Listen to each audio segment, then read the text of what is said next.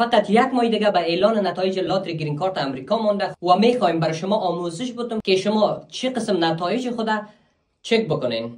بسیار ساده است، فقط مرحله به مرحله. مرحله اول شما امی لینکی را که ما در قسمت صفحه ماندیم و در کامنت هم شریک ساختیم در گوگل تایپ میکنین dvprogram.state.gov. وقتی که ای را در گوگل سرچ کردین برای شما یک صفحه دیگه ظاهر میشه. اینجا یک آپشن دیگه به نام چک استاتیس است. بعد از این ویدیوهایم در صفحه اینستاگرامم در دسترس خواهد بود. پس صفحه اینستاگرام بنده را فالو کنید تا از موضوعات مهم و ضروری آگاه شوین. یعنی وضعیت لاتری خود چک بکنین.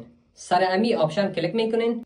کنتینیو نوشته است که با رنگ آبی. شما این قسمت را کلیک میکنین. چند چیزی که ضروری است تا معلومات شما را بالا بکشه و ببینه آیا شما برنده لاتری شدین یا خیر. شماره یک کانفرمیشن نمبر. وقتی که شما در دیوی لاتری اپلای کردین برای شما یک ورقه داد در آخرش که این را من هم براتون میمانم. ببینین اینی ورقه است، اینی کانفرمیشن نمبر است و اینی قسمت هم سال تولد است و این قسمت هم نام و تخلص و شما این را باید 100% داشته باشین. در کالم اول شما کانفرمیشن نمبر را تایپ میکنین.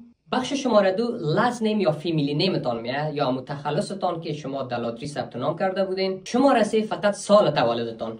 شماره 4 اتنتیکیشن که یک کد است برای شما در بالا داده. شما فقط اونم کد میگیرین در پایینش در خانه خالی تایپ میکنین. اگر مغلق بود تو یک آپشن که دوروی داره او را میزنین کدش برای شما چنج میکنه. کد در اون قسمت تایپ میکنین و گزینه سابمیت شما کلیک میکنین. بعد از یک مرحله پیش میره. اگر شما برنده شوین این قسم مسیج میاد، اگر شما برنده نباشین این قسم مسیج میاد. و اگر شما مشکل اینترنت دارین و نمیتونین چک کنین حتما برای من شخصی پیام بدین، من براتون چک میکنم.